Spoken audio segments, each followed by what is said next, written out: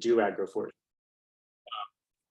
And so I think I'll do, I'll run through this presentation. I'm just going to touch on things really, really lightly. Not go into any detail on any of it because each one is a known presentation. And then just really try to leave a lot of room for conversation, because this isn't really about me. This is about everyone and all the work that we do. And if I can help provide any detail or highlight any more examples about the things I've experienced or seen or what other people are working on, I'm really happy to head more in that direction and be much more conversational and dialogue about it all. So hopefully that works for you all. I'm going to run through a PowerPoint, which might be kind of boring, but let's see how it goes. Okay, apparently I don't know how to move slides. All right. So yeah, I kind of more or less got my start in Olympia. I actually came to Olympia to go to Evergreen. So hey, Stephen Bramwell, and saw your name on the list there. And spent a couple of years at Evergreen, rocking the farm. And during that time, I actually started a small CSA farm, and we were growing food for the food bank, Thurston County Food Bank. And then ended up establishing a couple of farms in this Olympia region. That kind of led to the development of like the West Olympia Farmers Market, a number of us developing the Thurston Food Systems Council, just doing a ton of incredible work around food and food policy and just good sustainable ag systems. And ended up focusing a lot of my time at Delphinia Community Farm. That's really where I got my really early start in agroforestry. Was super into permaculture, doing a lot of high diversity, kind of crazy, small scale, all handwork kind of stuff. I was too poor to have a tractor. Was fighting off the elk that you might be able to see in the background of one of these pictures. Just, going crazy at it with the diversity. And that led me the opportunity to work for the South Sound Small Farms program with Lucas Paxick and a whole number of awesome people at Mason Conservation District. My position was actually split between 50-50 between Mason CD and Thurston County. And I was working a lot with Thurston CD as well on a number of different projects. And that was a really phenomenal position to have, not just personally, but I think it's something I talk about everywhere I go. I just think that collaboration was absolutely phenomenal. The ability to utilize the WSU Extension network and resources and do broad scale education and outreach opportunities and get involved in some research. Like some of these pictures here are at Colville Ranch down outside of Tumwater, looking at grazing warm season grasses and prairie species in the endemic prairies down there. Stuff that's super relevant for silvopasture development in savanna landscapes or prairie landscapes. But then at the same time, actually being able to go one-on-one with landowners and provide funding for BMPs or provide opportunities to plant silvopasture. So we were actually developing silvopasture systems in Mason County and doing a lot with riparian buffers, doing a lot with water quality, soil health. So it's just an absolutely well-rounded, phenomenal position that I can't urge more collaboration between organizations like that enough. I just think the resource efficiency and the crossover between their programmatic reaches are just absolutely phenomenal to have that direct link in there. So I think that's something that I hope is continuing. If it's not, it continues to head in that direction. As Carrie mentioned, kind of the last bit of time when I was at WSU, Cindy Dipbrenner, Paul Cherugino, Carrie, and I worked on this working buffer study where we developed a document that basically looked at alternative multifunctional riparian management systems, kind of looking at the agroforestry USDA definition agroforestry framework and how they can apply to riparian corridors. And that was, I think that's so important to keep bringing back to the table. It takes a lot of policy changes and a lot of cultural changes to make that shift, and it's certainly happening. And I'll talk about it in a second, but I really brought that work to Pennsylvania and we kind of ran with it, and I'll give some examples about what happened there. So from there, like Carrie mentioned, I ran off to PA, somewhat unintentionally, but went for it. I actually got a position with the USDA. I'm jumping ahead of myself a little bit. The USDA Ag Research Service. which is the kind of research arm of the USDA that defines policy and it defines NRCS related work and BMP implementation, water quality, all the fun stuff. I work for the Pasture System and Watershed Management Research Unit. So we were really interested in water quality in the Chesapeake Bay. So I was part of a kind of an extended study on assessing the CREP program in the Chesapeake Bay at its 15th year and looking at efficacy of conventional riparian buffer systems, and recognizing and using some really interesting GIS technologies and some field assessments to really understand how these systems are maybe need to evolve beyond the conventional approach, kind of standard setback ideas, standard width approaches to riparian buffers, or even just species development and the static state buffers, as we call them, the lack of actual management in the buffers, and trying to really help define at the to the top of the chain at the USDA that there should be a shift in policy to allow for alternative use and alternative design in riparian buffer management and water quality in general, particularly for phosphorus and nitrogen. That was the big resource concern in Chesapeake Bay area, which is definitely different than what the big resource concern is in the Pacific Northwest, but I think it's also extremely relevant. And that led to a statewide program that a number of us developed with the Pennsylvania Department of Conservation and Natural Resource, which they called the Multifunctional Buffer Program. There was $3 million invested in 3 years to help reach a goal. I don't remember what the metric was, but it was something like a couple 100,000 acres of forested riparian buffers in 3 years. And one of the barriers to adoption was getting landowner interest. So we formulated this, we kind of took that working buffer study idea that the folks at Snohomish and NOAA and myself worked on and kind of expanded it into alternative buffer design systems for Pennsylvania, or really the Chesapeake Bay region, but focusing in Pennsylvania. And it was funded for $3 million for 3 years to implement a number of different, focused primarily on multifunctional systems. So looking at native, high value native croppable tree species, and actual management of those species. So the ability to go in and do some coppice work or some thinning, harvest work, even some machine harvest work when applicable as those systems come online. So that was really exciting to be able to just jump right in and really start altering policy and provide opportunities for landowners to get engaged. And that program, I don't think is funded currently, but it had a pretty tremendous amount of success. So I'm pretty sure it's going to continue. I've been kind of out of the loop for the last couple of years on that. Another thing we did, which I think is really relevant to your group, is right when I moved to town, I got really plugged in with some folks like Kate McFarland from the National Agroforestry Center, Tracy Coulter from Pennsylvania DCNR, Eric Burkhart, just a ton of people in the Northeast. And we wrote a Northeast SARE Professional Development Program grant to provide a number of professional development trainings throughout the Northeast and Mid-Atlantic region. So basically Virginia all the way up to New England. But really focusing on professional development.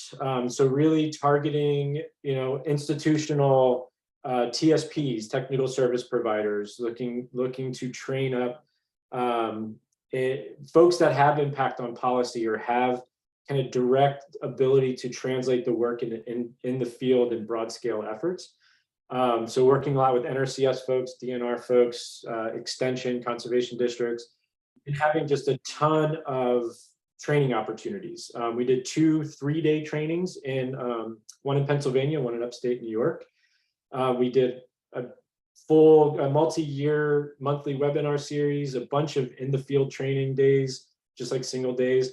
And we did a bunch of, I think we did 3 2-day designing agroforestry system trainings, which were just extremely relevant. I think that was one of the things in your survey that came up. And I think that is a real critical barrier between good adoption or really good advanced understanding of how agroforestry is applied in different contexts, not just kind of the standard ideology of what is agroforestry, but really going beyond and representing that agroforestry is not just those 5 defined practices with the defined by the USDA, but really a whole suite of management systems.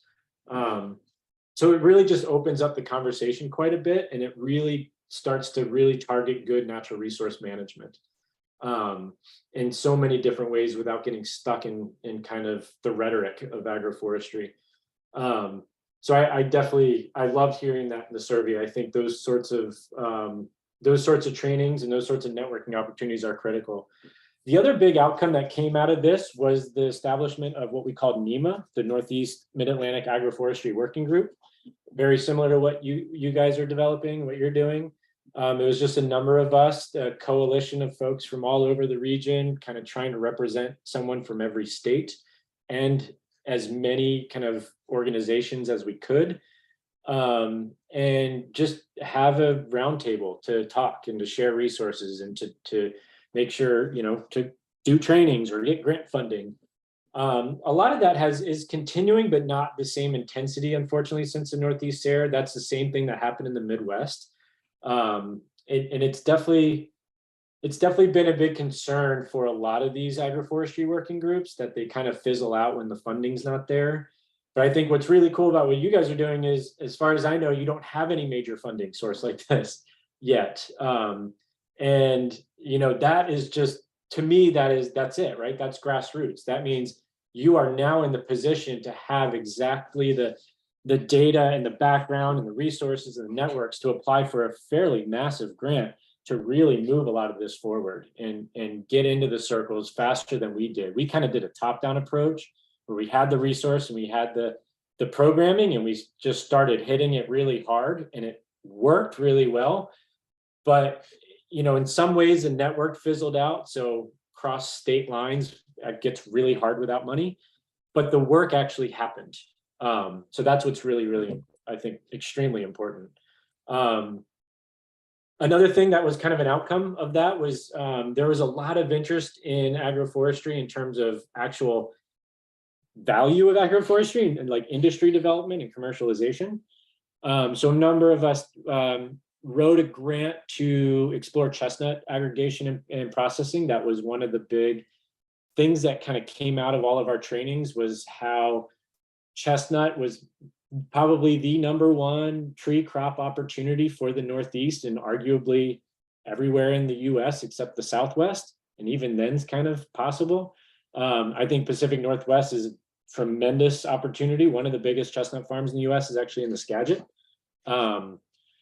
But we went around to a number of different chestnut co-ops and really tried to understand, like, what are the different ways to do it? One, we went to Michigan State, which is publicly funded. It's actually managed by the Michigan State University Extension. And then we went to Route 9 Chestnut Co-op, which is all farmer-led, farmer-owned, very DIY from the ground up. So really kind of assessing 2 different chestnut co-ops and what are the economics, what are the barriers, what are the pros and cons between the different methods. And then we started to develop a chestnut co-op of our own. We built a mobile processing unit, which is the picture that you see here. And we started using this to go around to different plantings, primarily with the American Chestnut Foundation plantings, but a few others that were in the area already, and starting to build a market. So through my farm that I was developing, I planted a bunch of chestnuts there, but I had a retail. We had a restaurant on this site. We had retail outlets. I had a number of wholesale accounts. So it was really moving a lot of chestnut product through that. But then I left. But there's, like, the Northeast is just filled with pretty amazing people. And right away there was 3 other co-ops that started. The Keystone Nut Co-op, focusing a lot on hickories and oaks, as well as chestnuts, but also doing a lot with persimmons and pawpaws. Silviculture is another group that formed in Maryland that focuses largely on chestnuts, but also do a lot with other nuts and a lot of education and some research. Then there's a New York group called NITCA, New York Tree Crop Alliance or something like that. And they're just doing super amazing stuff. A lot of breeding work up there too, which is extremely important for a lot of this to work. So yeah, like Carrie said, while I was doing all of this, I was also developing this 60-acre farm, windswept agroforestry farm right outside of State College, so right outside of Penn State. So I was able to like basically ride my bike to class, come home and build greenhouses and plant trees and do all this. It was kind of nuts. I don't know how I'm not burnt out. So maybe I was burnt out. Maybe that's why I decided to leave. I don't know. I wouldn't recommend doing all that. So yeah, I then in 2020, right at the start of the pandemic, I moved to the middle of nowhere, Wisconsin. Got the last Penske truck that was available before shutdown. Came out here, never been out here before, woke up on this farm and just totally fell in love. I live in the driftless region of Wisconsin, so this is the unglaciated region. So it is very hilly, very topologically diverse. And I now live right on the Wisconsin River, and it's just, this is where Aldo Leopold's from. This is where Rachel Carson got all her inspiration. This is kind of the hub of the conservation ethic of the United States, and it is embedded in this culture.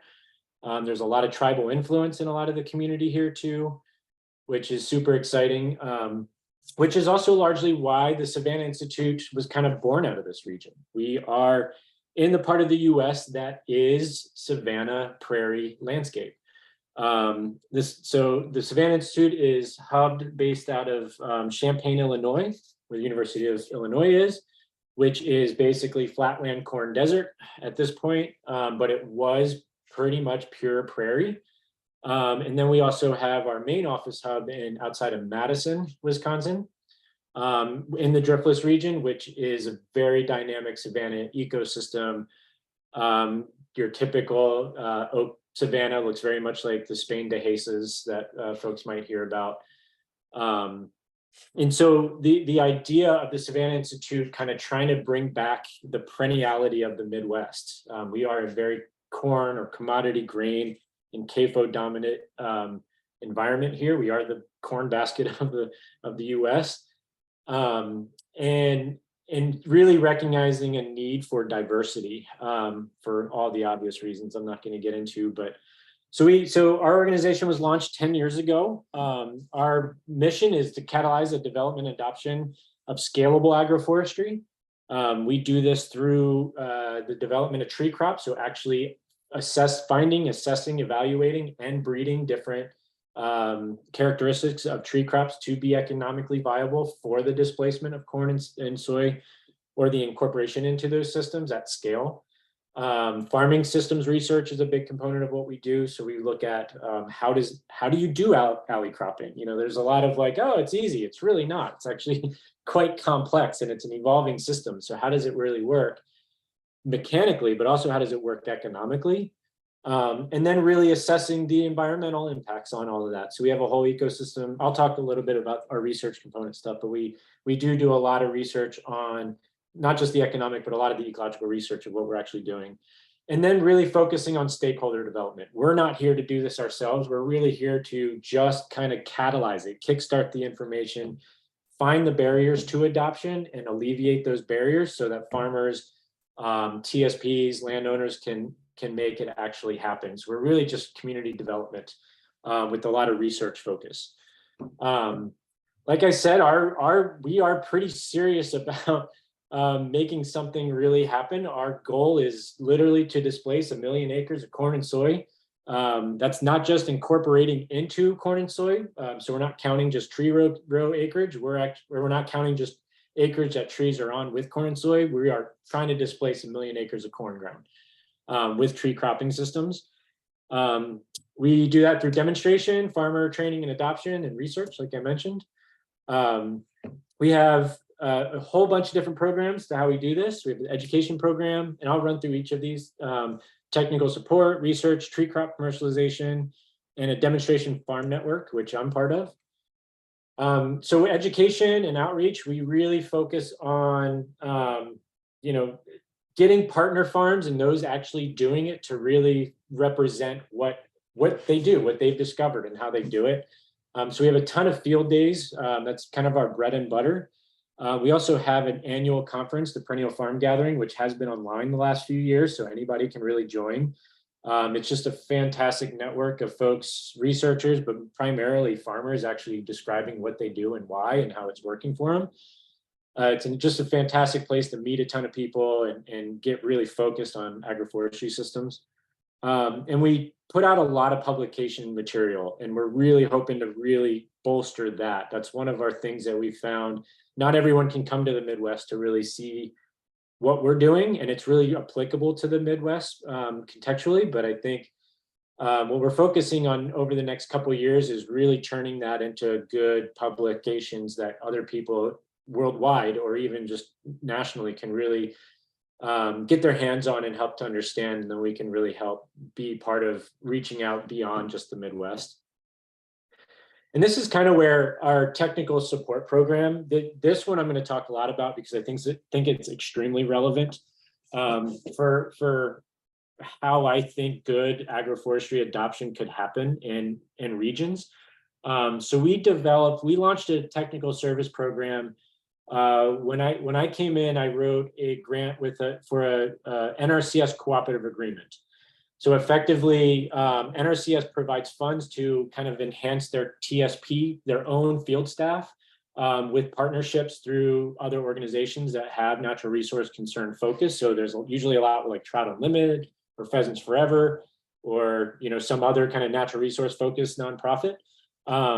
We are extremely lucky that we have some really incredible NRCS state leads that have really pushed for agroforestry being allowed and adopted and focused priority funding for in Wisconsin. So we kind of came in at the right space at the right time, and they were extremely generous and have actually given us 2 rounds of funding to develop this technical service program. So we can actually act as NRCS field staff, go out and develop contracts, do design work, get implementation dollars, and really walk landowners through the whole step of BMP or implementing these practices specifically for alley cropping. Alley cropping and silvopasture are the 2 big focal points here. Riparian buffers are not culturally, we are a grassland-based environment, so riparian buffers are not necessarily like ecologically relevant here in a lot of ways. So we're kind of working on different strategies for water quality that might be not as applicable to your region, but very interesting nonetheless. Yeah, and of course, windbreaks and hedgerows and all those other things are super relevant.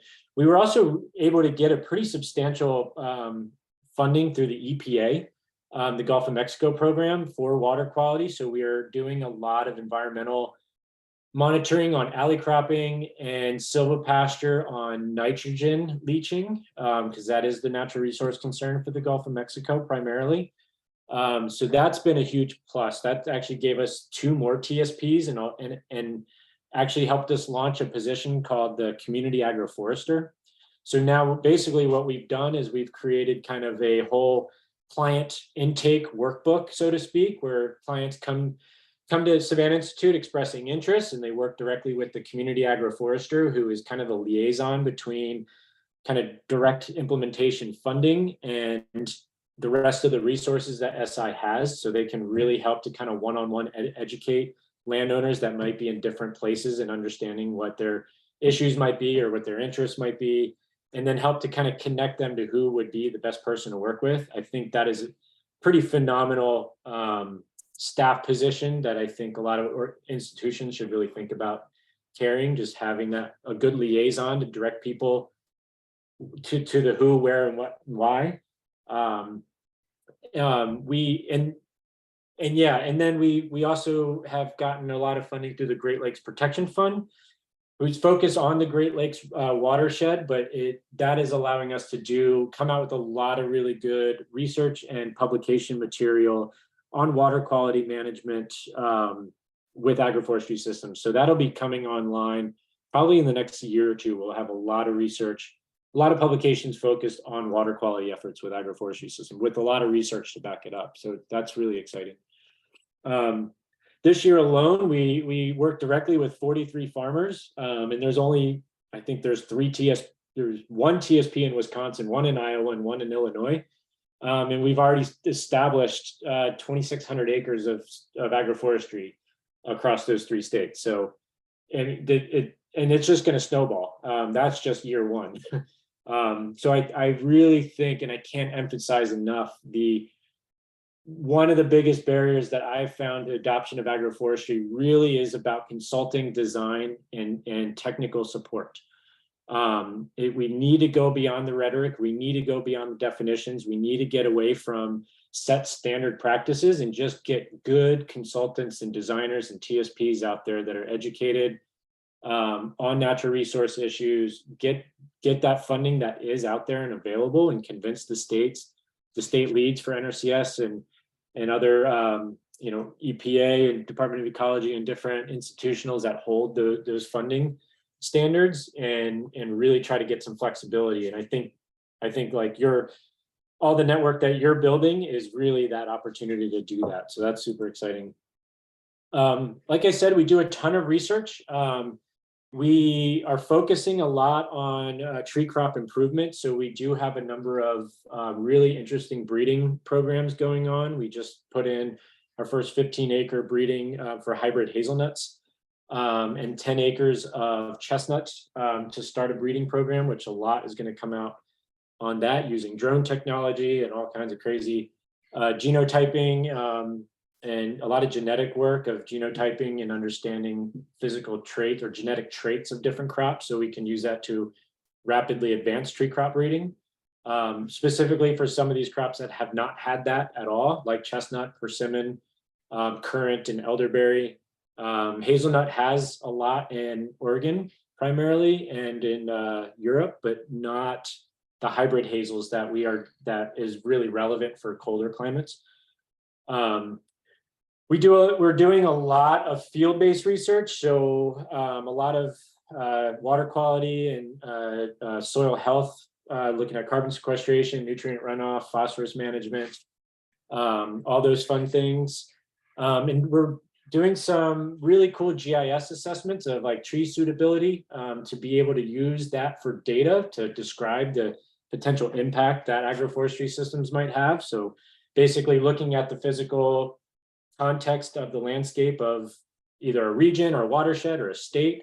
Really, we're doing this for the entire Midwest so that we can kind of zoom in on even a parcel and understand what, given the soils, the climates, the water, the natural resource issues, whatever the context might be, what tree crops might be suitable for that area, and what might be suitable given climate change and genetic improvements. So if we get persimmons to be hardy to zone 4B, what does that do for the potential for persimmon production across the Midwest? What that impact economically? What might that mean for conversion of corn ground to persimmon production, and vice versa? So that is also going to be released as a kind of a web form, so folks can actually look at their individual properties or a watershed and really get some good data out of that. And a lot of focus right now is on commercialization. So not just like getting the crops to produce or even how to grow them, but also how to sell them. What are the barriers to supply chain and market development? What are the economic impacts for rural communities with these different crops? How do these compare to corn acreage? What is an acreage of corn on, say, 200 bushel acre corn on this ground? What would it be compared to 2 tons of chestnuts on this ground economically, and what that might mean across a whole region? And then really use that to kind of help catalyze and participate in hub development, like aggregation and processing, really studying and assessing what are those barriers to making that industry work, and seeing how we can either leverage resources or actually be the ones to do it, to initiate it before converting it to a farmer-led system. So there's a lot of interesting stuff that we're dialoguing in that realm. And with this specifically, going back to the research thing, we're looking at a lot of technology improvements. So one of the big barriers to tree cropping systems, so not just kind of diversified natural resource management agroforestry like windbreak or or riparian buffers, but kind of like an orchard or alley cropping type agroforestry system, is really in the efficiency. So if you look at every other industry, orchard industry, there's technologies for good cultivation strategies or weed management or pest management, but also really around harvesting. A lot of these crops do not have markets, or their markets are kind of domestic commodity markets that are driven by global demand. Even though we might be the largest producer of them, we are our largest consumer of them. We're not the producer of them. So we're already kind of stuck within a framework of a global commodity, meaning price per acre or price per pound is marginal, and it's harder to now mark that up. So instead, we really got to focus on efficiencies in the field. So that's machine harvestability. So a lot of our breeding is one for systems for machine harvestability, but also looking at developing new low cost, small scale machine harvesting technology to actually be able to bring some of these to market at economically viable values. That doesn't mean things can't be on much smaller scale and hand harvested. But again, a lot of our tree crop focus is on these larger scale systems because of our goal is large scale displacement. We're really looking at larger systems with the Savanna Institute. I mentioned this earlier, we have a demonstration farm network throughout the region. So we work with like county parks or larger institutional organizations that might have a 20 acres or 50-acre farm that want to do a project on, or even farm partners that are already doing projects, and basically implement agroforestry systems for that given area. So we are in the Midwest, so we go everywhere from zone 3 all the way down to zone 6. Everything from hilly driftless savannas to flat corn, nothing but corn for 100 miles. And so we're really trying to expand our reach with real good tangible demonstration sites that are very well managed, and that really target those crops that could be very viable in those communities. That way we have areas that we can bring people to without having to expect people to drive 5 hours to come up to Spring Green when you're in Southern Illinois. But these kind of decentralized networks of groups of communities and groups and SI engagement in these demonstration sites. I just think that's an incredibly important way to really get high advanced adoption from folks. And this leads me to my work. How much time do I have? It's 4:50. This ends at, sorry, it would be 2:50 for you guys. Should I try to wrap up in like 15 minutes? I think that'd be fine. You think so, Karen? I'll take that as a yes. Can you hear me? Yeah, I can hear you now. Sorry. Oh, okay, sorry. Yeah, about 10 minutes, and then yeah, that would be perfect. Then we Thanks. can have a discussion. Yeah, good. Yeah, sorry, I'm off to the races on this one. So one thing that we had a major challenge with our demonstration farm network is actual long-term ownership and management of sites in order to do our breeding, specifically our breeding, but also our environmental and ecological research work. The Midwest is very weird, where there's statutes of limitations in the state constitutions that no long-term agricultural lease can go beyond 15 years. Basically, it was designed for annual cropping systems to be able to get out of long-term leases and kind of stay up with the per acreage lease rates that change with the commodity market. Agroforestry doesn't work that way.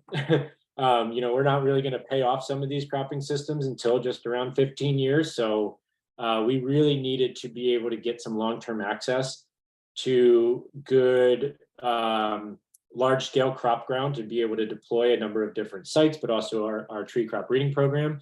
So we established a Spring Green campus in Spring Green, Wisconsin. We actually have, sorry, I thought I had another slide there. We actually have 4 farms set right alongside the Wisconsin River, which flows directly into the Mississippi River, just not even 100 miles down the road. And It's comprised of just under 800 acres. 400 acres is cropland. The remaining is in savanna, prairie, woodlot. Some, we have timber programs and things like that we're working on as well.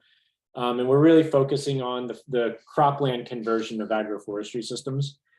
We're basically going into our second year. Last year, we planted about 25 acres of hazelnuts and 10 acres of chestnuts, and converted, I think 80 acres of crop ground to pasture in order for us to start doing some silvopasture by addition. And then fenced in a bunch of ground to start doing silvopasture by subtraction. So managing the oak savannas with grazing that had some invasive weed management concerns. The hazelnuts are super interesting. We did 2 different systems, one of which 15 acres of the hazelnuts is particularly a breeding project. It's a best by best cross. So there's seedlings that we're going to evaluate for potential new cultivar development. So that's like 1,500 shrubs on that property. And that would be this image here. So this is one of our farms is very flat bottomland of the Wisconsin River. So it's very homogeneous soils. So these are all best by best F1 crosses of hybrid hazelnuts that were kind of the leading evolution of Mark Shepard, who I'm sure a lot have heard of, but also Phil Rutter from Badger Set, and Carl Weschke. These are folks that have kind of many years ago, 40, 50 years, have been working on developing hybrid hazels for this particular region. This is kind of the last iteration of those. And then on the North Farm, where I live, this is the North Farm here, we did a 7-acre commercial pilot where, so a lot of the hazelnuts in the Northeast and the Midwest have strictly been with seedlings. Seedlings are not machine harvestable because none of them come ripe at the same time. Every shrub is different. So the only way to make this an economically viable crop is to actually look at clonal propagation, the same thing with apples and peaches and plums and everything else. So this is the first clonal hybrid hazelnut farm in the US. We only had 7 acres of genetic material to work with because clonal propagation of hybrid hazels is extremely difficult. It's another thing that we're researching how to get over. And we did some alley cropping in this to do kind of an economic assessment of what does establishment look like for an alley cropping system of hazelnuts. So the hazelnuts were planted at 25-foot centers, and we did vegetables for the first year. We did carrots, beets, and potatoes at scale, and kind of on a bed system. So basically 4 beds between 2 rows of hazelnuts. These are the potatoes, these are the carrots. We did a lot of cover cropping research because now we're starting to shift into, we're going to plant some kernza, we're going to do some prairie, do some grazed prairie management. So warm season grasses and cool season native grasses for grazing, then compare it to cool season non-native grasses for grazing. We're going to integrate some elderberries and black currants in between these rows. We're doing a lot so we're doing all of this organically, which is also really exciting. This was a conventional grain farm, so we're dealing with all the fun issues of that.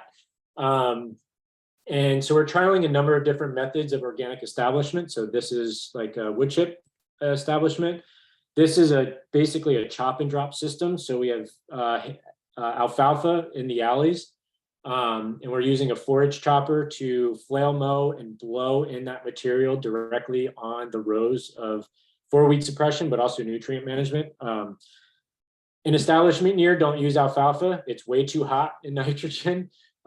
We learned that, so we're shifting into no-till drilling in like sorghum sudan and rye and oats, and to kind of help add more carbon so we don't get that issue. We're also doing some kind of novel cultivating equipment, specifically the one on your left, which is kind of a side cultivator system that's worked really well for us. And like I said, a lot with chestnuts. The chestnuts are really, this is a cold hardiness project. This property is in zone 4B.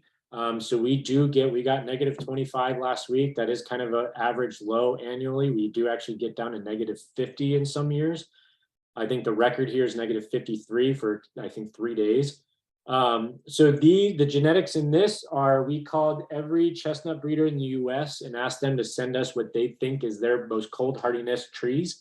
So there's 75 different mother trees. These are all seedlings. So we know the mother, but we don't know the parent or the father, the fraternal pollen. But so these are basically hybrid chestnuts, American, European, Japanese, Chinese, trying to really focus on the American, Japanese, and Chinese genetics for cold hardiness and production.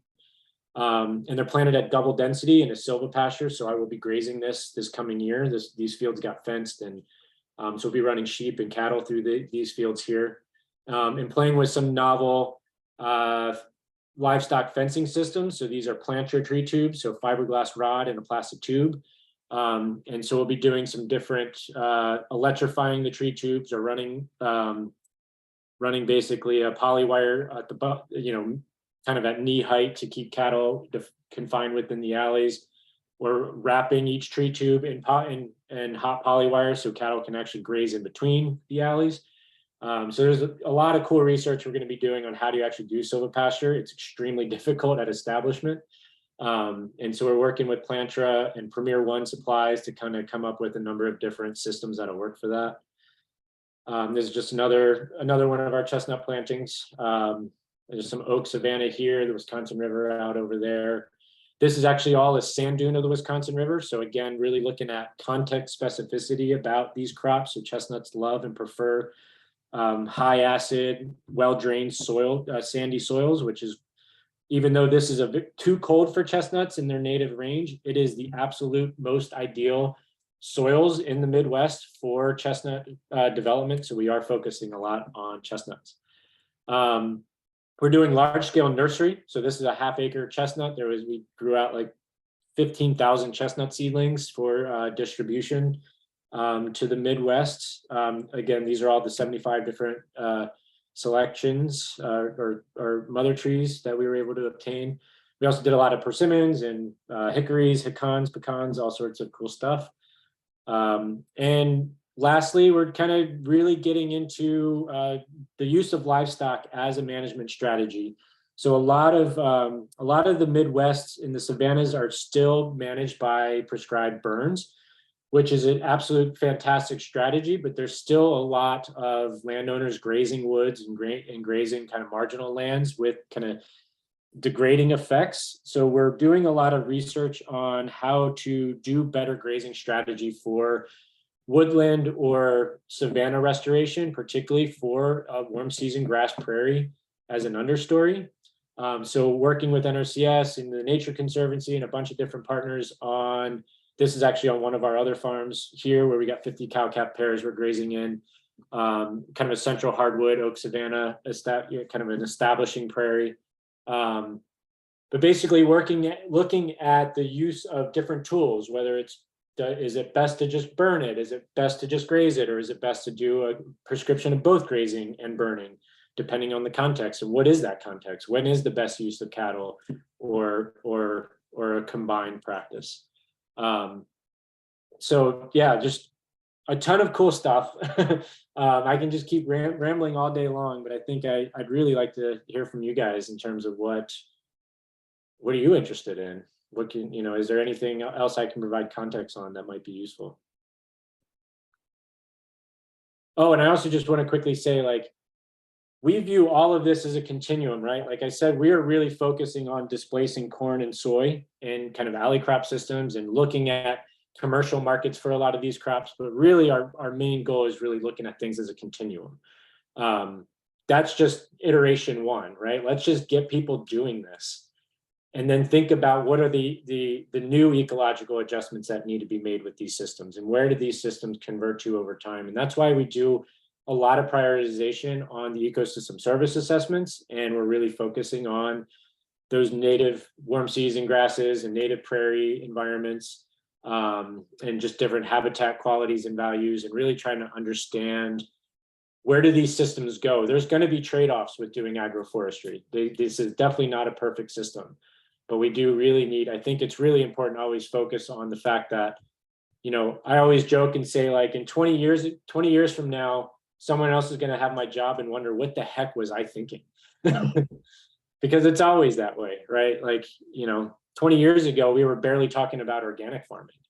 And now it's like, it's gone from organic to permaculture to resilient to integrative to regenerative to like everything. It's just this constant advancement.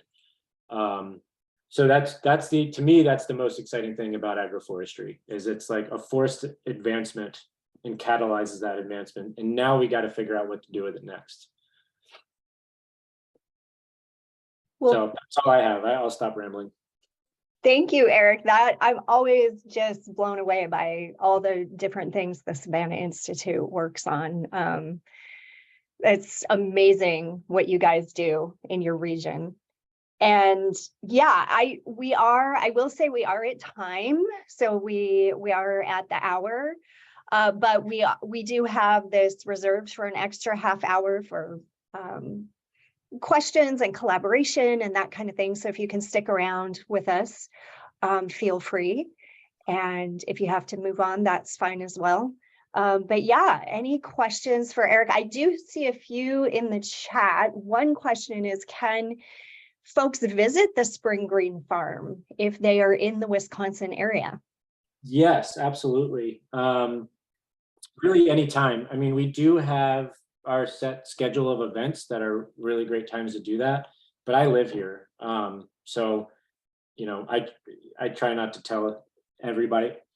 We're not public, so you can't just show up, but I really do like to invite everybody out. And if you just reach out directly to me, I'm always happy to show you around, show you what we're doing. We're going to have a really robust apprenticeship program this year. So I think that's also a really great opportunity for them to get in the mode of teaching and talking about agroforestry and what they're working on. So, but yes, 100%, anytime, just let me know. And too, if you want to ask a question, feel free to unmute and go ahead and ask directly, or you can type anything into the chat as well. And I'll keep an eye on that. Hey, Eric, this is Bruce Reed from Edwards Mother Earth Foundation. I had a quick question. You talked about like agroforestry being a kind of a suite of management systems versus just like the 5 types that get identified by the USDA. Can you elaborate on that more? I mean, do you kind of see that for the TSPs and the people working on design? Is that something that needs to be more of a focus? Personally, I do think so. I think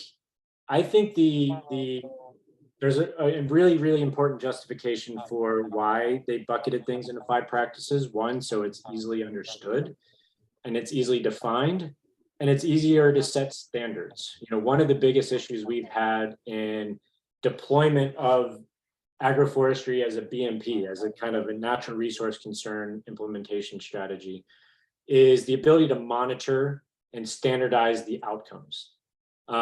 We don't have enough TSPs on the ground to represent what kind of a modified standard to a riparian buffer, what was the outcome justified to the public investment. And so that makes a lot of sense, and that's why it's there. But I think it's really time to evolve beyond that. I think there's too many ideas.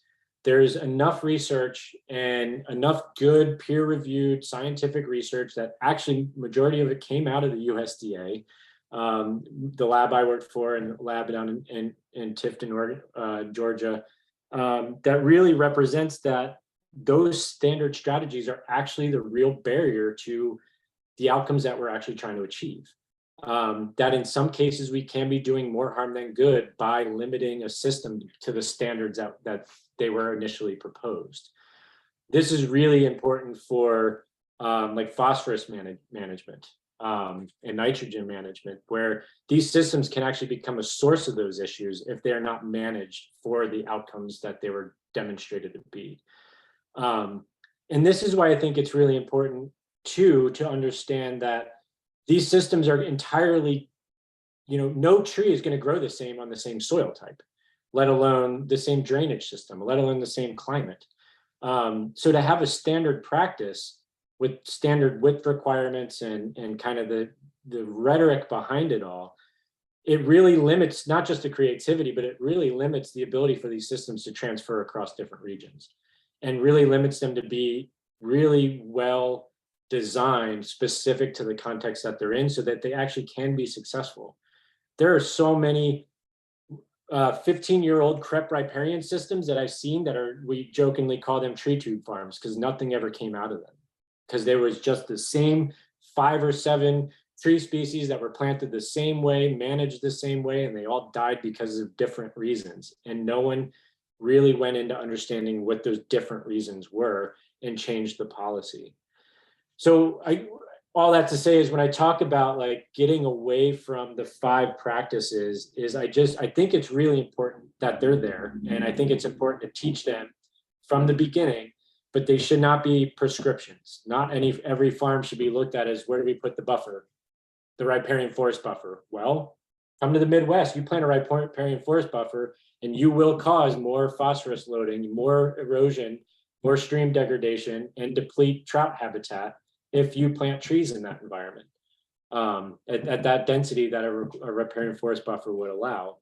So now we need to think about buffer, an active system that is meant to mitigate a water quality concern and provide habitat, maybe being somewhere else targeted in the landscape that would actually do that function without the degrading effect.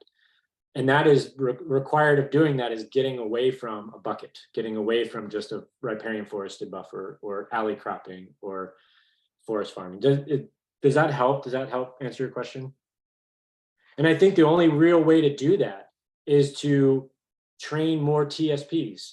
Like, again, to me, that is probably besides all the tree crop development stuff, and that's really just looking at like orchard, like cropping systems. If we want good habitat, even if we want good natural resource management, I really think the barrier there is TSPs and getting trust within the institutions and the funders that TSPs are equipped enough to make good decisions, and then carry that funding over into good monitoring system. Like making sure that those TSPs are trained to go back out and monitor. And this is where a lot of like carbon credit trading programs, phosphorus credit trading programs, this is where a lot of those kind of programs really come in, where now you can pay farmers not on the per acre that they implemented a system, but instead on the actual service that they did, which then gets them in the mindset that it's not just the Band-Aid on the side of the field doing the job, but it's actually how I manage everything in the field. And really the only way to do that very well is getting good consultants and TSPs and monitoring systems on the ground. And allowing farmers to be creative. Forgot that one. That's just probably the other most important thing. Allowing farmers to be creative and work with those TSPs. Yeah, thank you. Well, I appreciate that, Eric, too, talking about the standards and how they are important, but how there is value in being more flexible and having some more creativity, because I think cultural context, I think you can really limit certain cultural interactions with these systems or different understandings from different types of folks if you are trying to adhere everyone and fit everyone and their landscape into a very specific standard. So that's, yeah. Someone did ask, what does TSP stand for? Technical Service Provider. It's worth mentioning that the TSP is also, and I think this is what maybe you're referring to, Eric. I mean, that's a term for a person that has a relationship with the NRCS and can provide technical services through some of their programs like EQIP, correct? Yeah, and that's kind of a standard. That's what they call their certified people to actually be able to work a client through their program. Yeah. But TSPs can also be applied to anybody, an extension, right, a private consultant, anybody that's providing consultation. If I can ask on that, because you mentioned it a couple different times, just how important it is to build out the network and capacity of TSPs.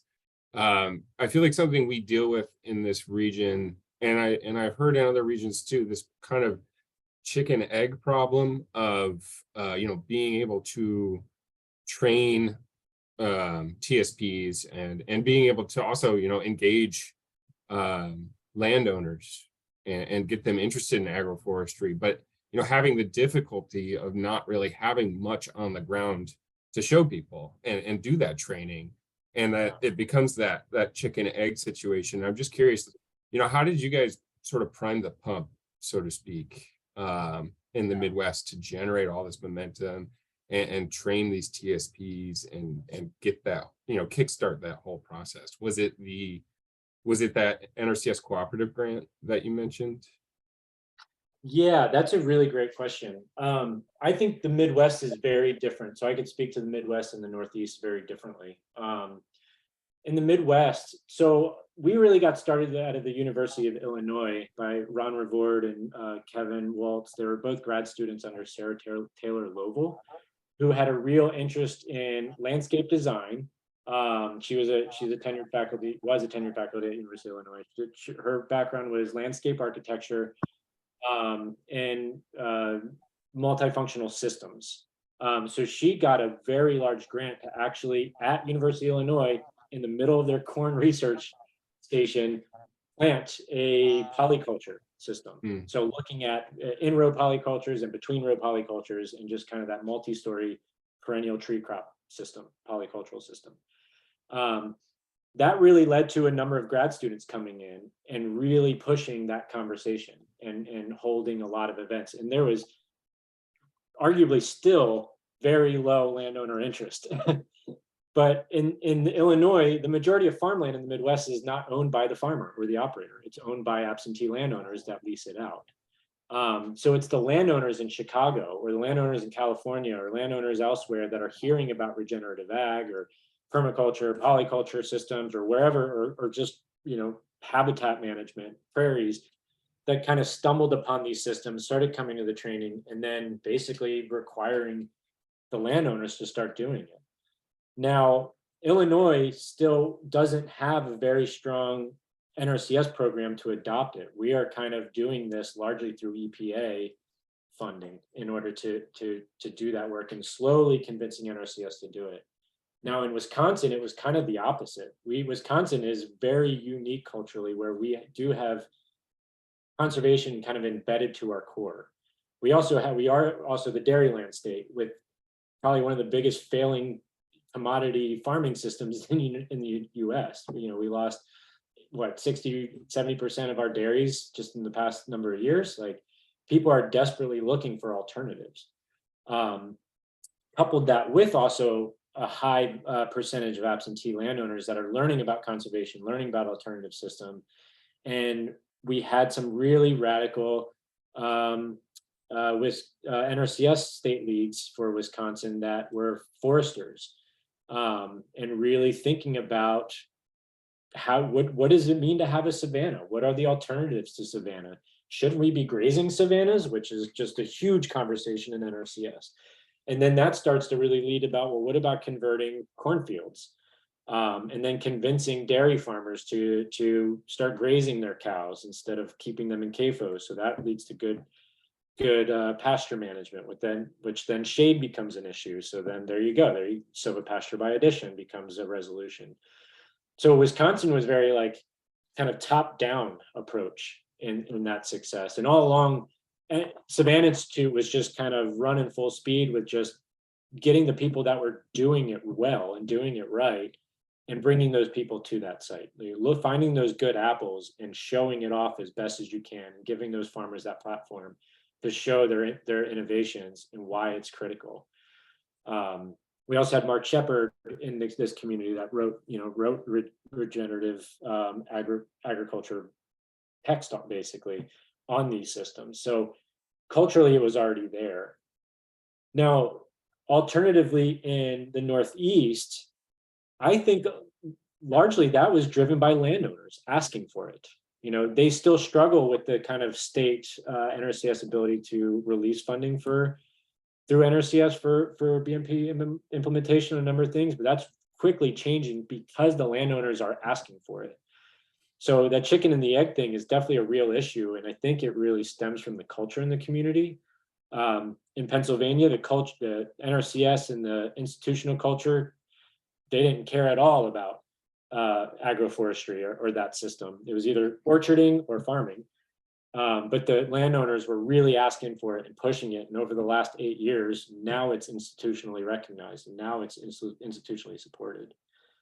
So I don't know how that helps you all. I think the bottom-up approach is probably better, and especially if you already don't have people at the higher level that can release the funding and the resources to really kind of try to drive that landowner interest. Because the more landowners that ask for these practices to field staff, the more the field staff go up the chain to ask for it to be allowed in the state. So I think that was the route I was really going for when I was in Washington, and really trying to prioritize, because we didn't have that direct opportunity. Thanks, Eric. Yeah, I think that makes a lot of sense. It sounds like, well, it should be mentioned that Bruce, you had a whole suite of really good questions in the chat. And I don't know if we're able to get to all of them, but maybe if not, we can copy and paste that into an email with Eric to dig into later. Carrie, am I missing? Because we could dig into those too. I'm not sure if there was any other questions from the group though. I have a quick question. This is Rachel from Cloud Mountain Farm Center. Is there any data or research around agroforestry in relation to fish habitats? I'm just thinking especially about salmon in this area, or if that is something that needs to be done. Yeah, that is a great question. There is a lot around, riparian forest buffers for sure. There's a lot around in the Pennsylvania. There's this organization called the Stroud Research Center, the Stroud Water Research Center, and they've done some pretty extensive literature review, meta-analysis on data around specifically just that issue. What is native leaf constituencies, chemical constituencies mean for macroinvertebrants, which translates into the trophic sphere of fish habitat. That's specifically for trout, and obviously on the East Coast. There's definitely a number of shading studies that came out of Washington State specifically for salmon habitat. There's a lot of interesting stuff out of Georgia around shading. And actually, there's a lot of stuff out of Pennsylvania that conflicts a lot of that shading data. Maybe it's a latitudinal thing, I don't know, but there's a lot of my work with the USDA was looking at research on that specific question, not necessarily on the fish habitat, but what are the attributes, the physical attributes of riparian buffers. And what I found was, for every published study on one idea, there's a published study that conflicts it.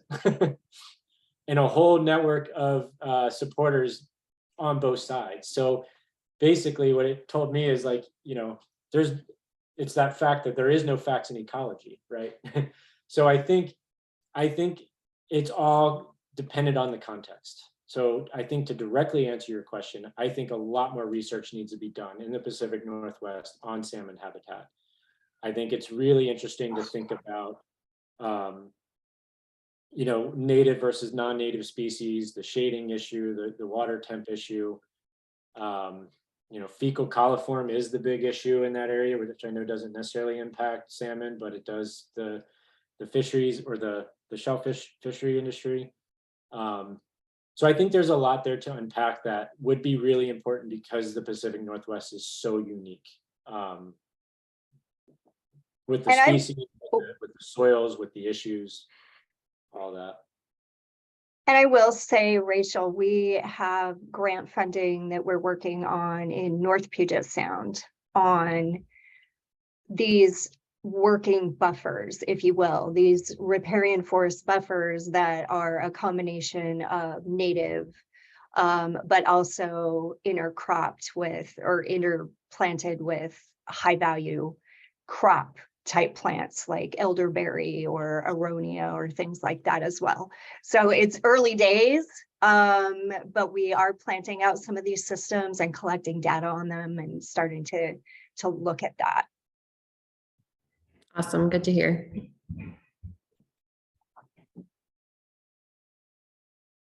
I missed a question in the chat from Brian. Do we want to do that one? I like that one. I was just gonna.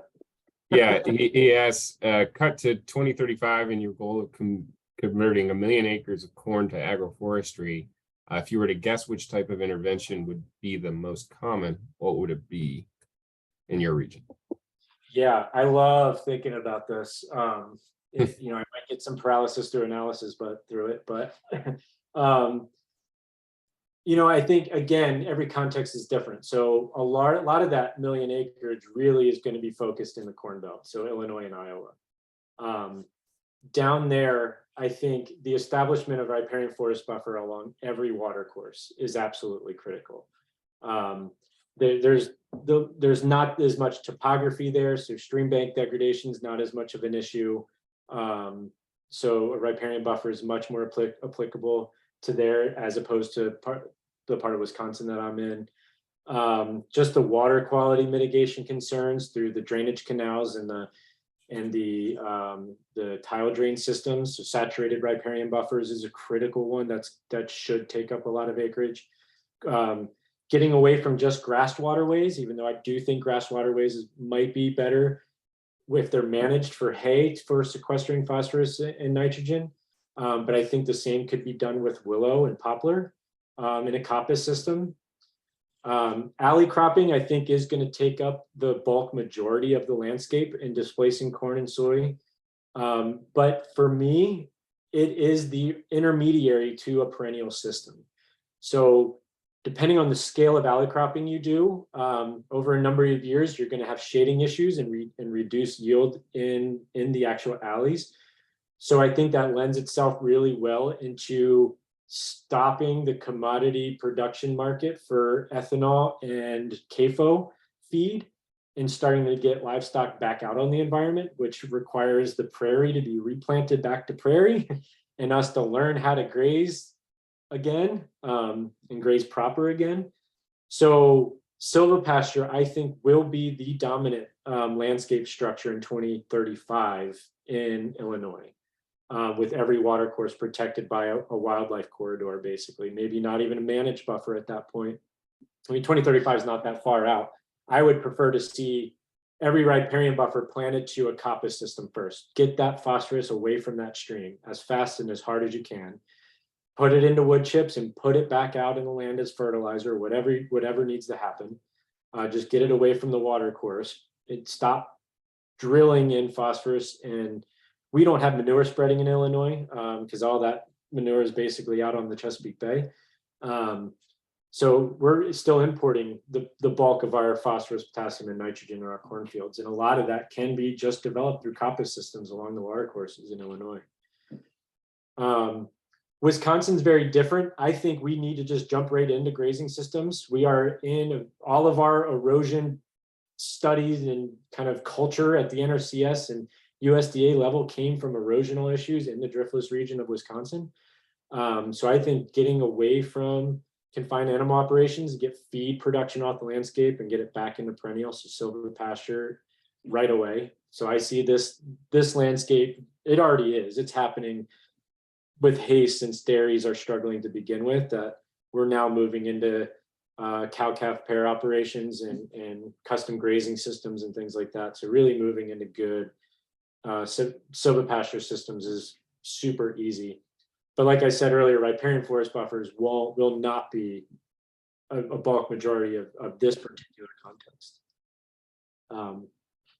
So I hope that really just demonstrates like kind of the diversity of what that system is going to look like depending on the area. And I think Washington's got a really unique challenge there. There's not a lot of cropping ground. There's good valleys of it somewhere, but not to the same scale as say like Willamette or even out here, obviously.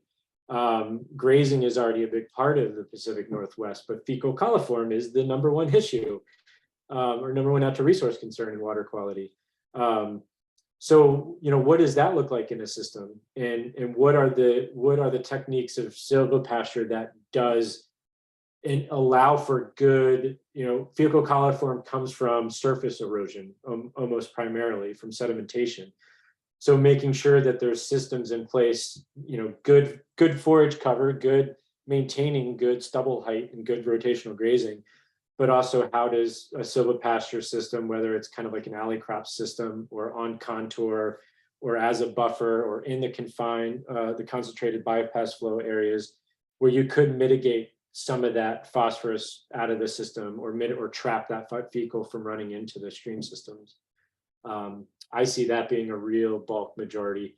And forest farming is also being probably the number one in your community. Production of understory medicinals and mushrooms. And I mean, one thing I talk a lot about to other state programs is how powerful the DNR wildcrafting program is in Washington State, where on like Olympic National Forest, you can apply for wildcrafting permits for the floral industry, for mushroom, and how much, and what I always found phenomenal living in Mason or working in Mason County was how that was dominated by the BIPOC community. How so much of Shelton is dominated by the Hispanic community, and it largely centered around that ability for that community to work within the floral industry, like Hiawatha and different byproducts of the timber industry, but in the understory management. And Jim Freed was an extension and DNR specialist in that area. That was just an absolute incredible resource. I don't know if you guys are still connecting with him with this group at all, but he would be someone to bring in to talk about, because he connected a lot with the tribes. He did a lot with the managing those permits and understanding how to make those permits sustainable over time. He taught me an incredible amount in regards to that. Yeah, unfortunately, Jim Freed is he finally decided to retire, like actually retire. He retired and then he kind of hung around and helped, and he actually helped me with something this summer, but for the most part, he's actually enjoying his retirement now, which it's good for him. Yeah. He was probably one of my biggest mentors. He's just such a phenomenal. He's a great guy and phenomenal resource. Yeah. We have about 4 minutes left. Does anyone have any other questions for Erik?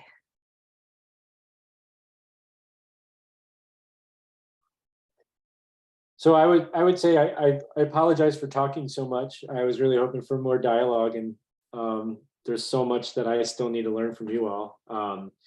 I can always be reached. You have my email, Erik with a K at savannainstitute.org. Feel free to reach out anytime. If you're in the Wisconsin area, we'd love to show you around. If you're passing through Illinois for whatever reason, you would do that. No offense to any Illinois residents on this call. But if you are, there's some really cool sites that we got. Actually, some of our oldest sites are down in Illinois. University of Illinois has some really cool projects happening. If you're back east, I can connect you with a ton of folk back there that are just evolving these systems like so rapidly. It's just absolutely phenomenal.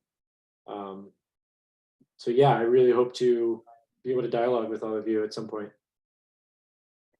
And I will say, there were some great questions about carbon sequestration potentials and carbon markets and things like that, which could be a wonderful conversation that we're probably not going to get to in the next 3 minutes. But that is actually a subject we will be tackling for an entire meeting in the coming months. So yeah, keep that in mind as well.